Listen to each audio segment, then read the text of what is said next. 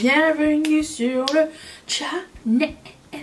On se retrouve aujourd'hui pour les empties. On arrive à la fin du mois et il faut que je vous partage l'ensemble des produits que j'ai terminés au cours de ce mois-ci et vous dire est-ce que c'était bien ou pas, est-ce que je rachèterai ce produit, est-ce que je vous le recommande, quel a été mon avis final. Et on commence tout de suite. Je commence par bougie. J'ai une bougie que j'ai terminée, que j'aime énormément. Ça s'appelle la Sugared Lemonade and Blueberry Sugar. Sugared and Sugar. J'adore cette bougie. Elle sentait tantôt le bleuet, tantôt le gâteau, la tarte au citron ensemble. Oh, c'était un pur délice. C'est clair que j'achèterais. Je me demande s'ils font pas la crème, ils font pas tous les autres produits dérivés de la sorte parce que cette odeur est magnifique. Alors, qu'est-ce que ça dit? Note: bleuet sucré, jus de citron frais et cristaux de sucre. Exactement ça. Exactement ça. J'ai adoré. Je continue chez Bath & Body Works. J'ai fini ce gel douche. En fait, on l'a fini avec Mathieu. Ça s'appelle Noir. Et là, vous voyez par le packaging que c'est un truc pour homme. Et ça sentait le gel douche pour homme. Ça sentait très bon. Ça reste pas super longtemps de toute façon, les gels douche de Bath & Body Works. Sympa. On a bien aimé. Est-ce que je rachèterais? Absolument. Ça fait pas une grande différence par rapport au gel douche que Mathieu a d'habitude. Donc c'est pas un must. Genre, mais s'il me demande est-ce que je pourrais le réavoir, ça me dérangerait pas. L'odeur est très bonne. Puis elle reste pas longtemps. J'ai fini cette crème pour le corps Bamboo Surf. Elle a un scotch parce qu'elle m'est arrivée ouverte. C'était un peu ouvert, le packaging était un peu brisé. C'est pas mon odeur préférée. Sinon, une odeur assez fraîche. Genre pour l'été ou quoi, ça pourrait être très bien. Ça sent comme le citron vert et quelque chose. Qu'est-ce que ça dit? Inspiré de la verdure et de l'air salé de la plage. Ok. Si vous voulez. Je sens pas tellement le salé de la plage, mais je sens une espèce de vitamine un petit peu agrume, sans être citronné. Je sais pas, c'est frais. C'est vrai que c'est frais. Ça sent bon, c'est assez léger, pas mon préféré. Ça me dérangerait pas de l'avoir, mais disons, je m'en rappellerai plus bientôt qu'il existe. Ensuite, nous avons fini ce savon pour les mains qui s'appelle Cranberry Peach de Bath & Body Works, toujours. Attendez, ça sentait bon il me semble. Ah oui, ça sentait très bon, ça sentait vraiment... ça sentait plus l'orange et la canneberge plutôt que la pêche. La pêche, en fait, comme ça même, on le sent pas, la pêche, mais une fois qu'on lave les mains et que ça a séché, c'est la pêche qu'on sent le plus. J'ai remarqué ça. Sympa. Passons... Ça n'a rien à voir ici. À la section ongles, donc j'ai terminé les Majestic Nails. Si vous suivez mes vlogs, vous avez vu, ils étaient là le mois passé. Les Voguish Fantasy, j'ai fini. Toujours de Kiss. Le Jelly Fantasy. Et les Gel Fantasy. Voilà. Il y a 4 styles différents. 4 gammes différentes. Alors les Gel Fantasy, ce sont comme les ongles en gel sculpté. Après, qui disent. Jelly Fantasy, c'est un petit...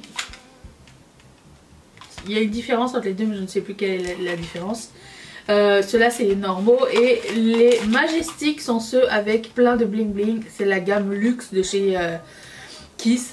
Tout était très sympa à utiliser. Franchement j'aime beaucoup les faux ongles, vous savez. Ceux-là c'est les Impress. Donc voilà, j'ai fini aussi du maquillage. Et pour le coup j'ai fini mon crayon à sourcils de Colourpop, que j'ai déjà remplacé par la même chose. J'ai aussi terminé mon primer de Maybelline, le Instant Age Rewind Perfector 4-in-1 couleur 02 moyen. Ça, les teintes sont extrêmement foncées. C'est un truc qui fait tout et qui fait rien en même temps. Je m'en servais comme primer, mais je vous dirais que c'est comme... Ça peut servir comme fond de teint si vous voulez vraiment un truc très très léger. C'est lumineux, c'est vraiment très beau. Ils disent correcteur Je sais pas, c'est quand même assez lumineux pour être un correcteur, mais c'était sympa. J'aime beaucoup moi les embouts mousse comme ça qui se salissent avec le temps. C'est des problèmes. Et du coup, oui, c'est un bon produit. Si jamais ça vous tentait d'essayer, par contre, je le rappelle, c'est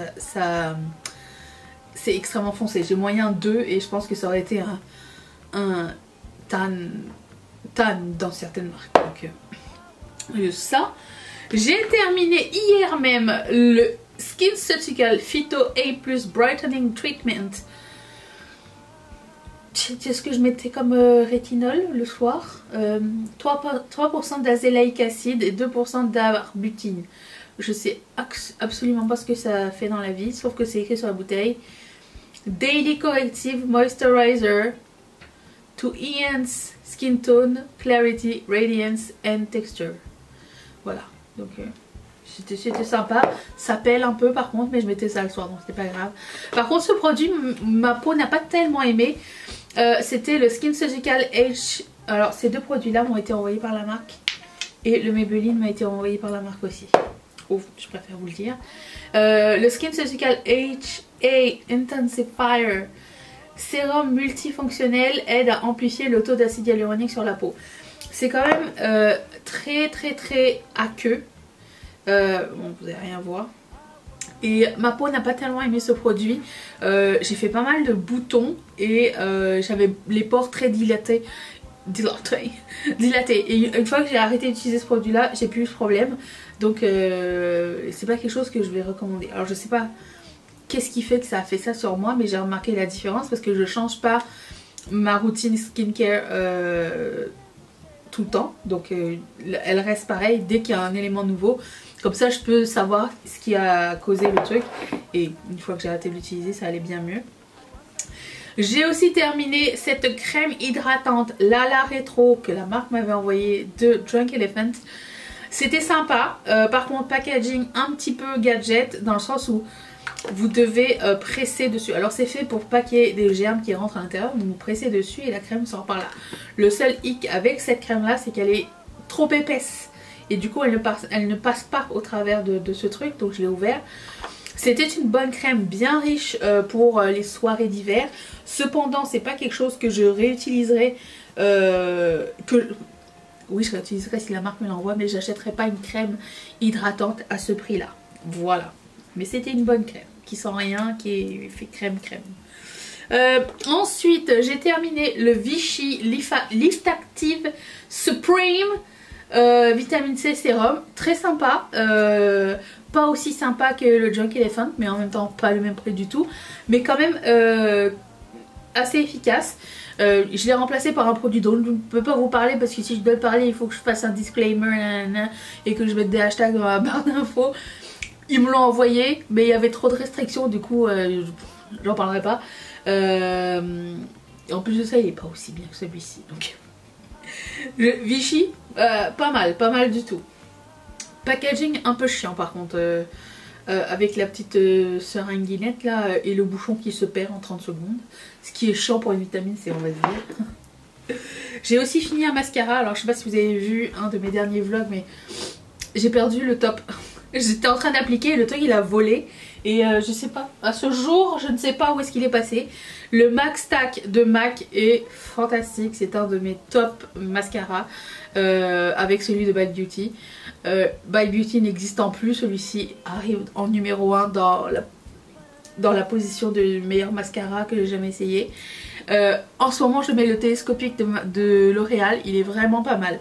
La seule différence entre les deux, c'est que lui apporte un tout petit peu plus de volume, mais je dirais qu'ils sont assez ressemblants, et le télescopique est plus facile à démaquiller que le Max Stack qui est archi dur à démaquiller.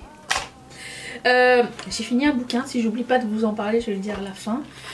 J'ai aussi fini d'autres ongles que j'ai trouvé au fond du truc. Les Jelly Fantasy, mais la taille XL c'est un peu trop grand pour moi, un petit peu. Disons que je suis bien trop lente quand je mets ces ongles là. Ça ne m'empêche pas de travailler, mais je suis pas très productive. C'est beau, c'est cute. Je ne pense pas que je rachèterai des XL. Trop grand. L, M, tout ça c'est bien. Ça c'est les médiums je pense. Je trouve que c'est plus facile au quotidien pour moi. Donc ça, non, c'est pas quelque chose que je vais racheter. Mais c'était très joli. Ensuite, j'ai fini le shampoing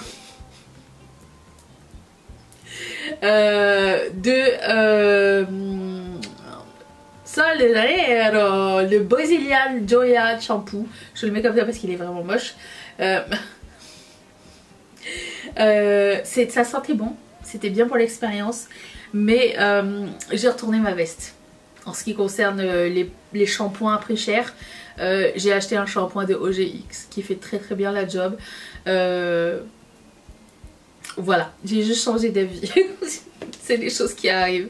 Je trouvais pas que ça apportait une énorme différence dans mes cheveux, ce shampoing là. Le OGX fonctionne très très bien.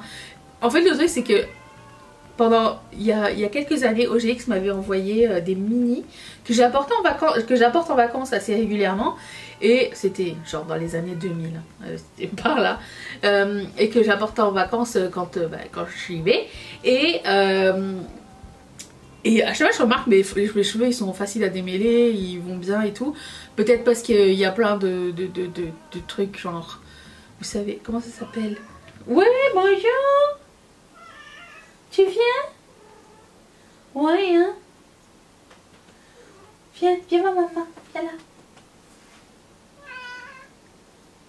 Bon alors? Et peut-être de parabènes, peut-être? Je sais plus c'est quoi le truc qui démêle mais qui est pas très bon pour les cheveux, genre. Bon. Je sais qu'il y a un moment, je me rappelle plus c'est quoi. Ça va me revenir à la fin de la vidéo, normalement, une fois que j'aurai éteint ma caméra.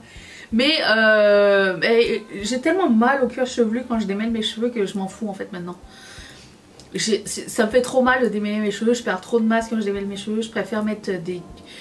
Ça me dérange plus, ok? Donc ça, on va arrêter les shampoings chers. On va retourner vers le shampoing peut-être un peu moins clean. Je sais pas s'il est clean ou pas en fait. J'ai même pas regardé, mais les shampoings de pharmacie, je suis sûre qu'il y a quelque chose qui va me faire dans toutes les gammes. Chose que je ne finis pas souvent, une crème à main que Jean Coutu m'avait envoyé il y a bien longtemps. C'est de la crème à main à l'huile d'argan. Ça sent très bon, c'est efficace, c'est pas graisseux très longtemps. Je ne mets pas de crème à main très souvent parce que je travaille avec mes mains pour beaucoup, quasiment tout le temps. Donc pour moi c'est un peu handicapant et je ressens pas les mains sèches. Donc ça ne sert absolument à rien que je rajoute quelque chose dans ma routine. Donc je n'ai pas vraiment besoin. J'ai aussi quelques petits parfums à vous partager. Alors, j'en ai 4. Parce que j'ai acheté mes échantillons. J'ai le Kayali. Comment ça s'appelle? Invite Only. Sent super bon. En fait, Kayali, je pense que c'est ma marque de parfum. Maintenant que mon parfum n'existe plus. Kayali, je pense, jusqu'à maintenant j'ai aimé tous les parfums que j'ai sentis. En ce moment je suis en train de mettre Vanilla 21, Utopia Vanilla 21, oh, une tuerie. Sinon Replica fait des parfums pas mal, mais je trouve que ceux de Kayali restent mieux sur ma peau. Et en plus ils sont moins chers. Alors, de chez Replica j'avais mis Autumn Vibes. Et l'autre c'était... By the Fireplace qui sent vraiment très bon, et l'autre de Kayali c'est Burning Cherry je crois. Écoutez, je me rappelle déjà pas. En plus c'est écrit en minuscule. Attends, il y avait, c'est ça, Love Fest. Très bon parfum ces 4 là, je les recommande. Ils sont tous un point commun, c'est qu'ils sont tous un peu boisés, un peu santal, un petit peu fort. Alors moi je suis pas du tout dans les parfums légers, agrumes, tout ça, c'est pas du tout mon délire. Je suis plus dans les parfums forts, et ceux-là sont tous forts et j'adore, ils sont trop bons. Bon, je finis avec le livre. C'est une de mes amies qui m'a envoyé ça. Ça s'appelle Et soudain tout change de Gilles Le Gardinier.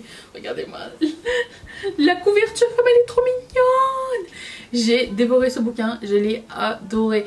C'est l'histoire d'une adolescente qui est au lycée et qui est un tournant de sa vie où soudain tout change. Elle fait face à des problèmes d'adultes Et c'est ses réactions par rapport à tout ça. Donc il y a... comment dire, déjà elle a un nouveau petit chat qui s'appelle Flocon. Donc tu sais, elle se sent comme une âme maternelle. Elle a des amis dont les parents divorcent. Elle a une amie qui est malade. Elle a...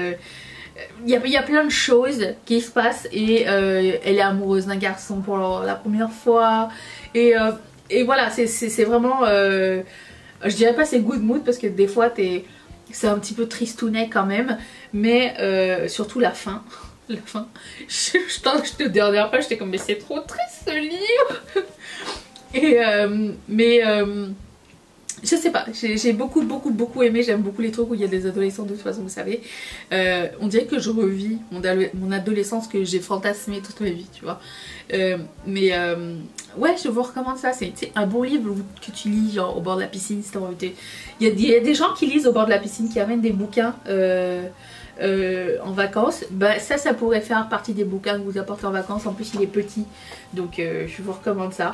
Très bon bouquin, voilà. C'est tout. Je vous retrouve demain pour une prochaine vidéo. J'ai déjà oublié le contenu car mon horaire est un peu mélangé, mais j'ai filmé ce look qui va arriver bientôt, donc soyez sans crainte, je l'ai vlogué et c'est un palette express, donc c'était filmé. Je vous retrouve donc demain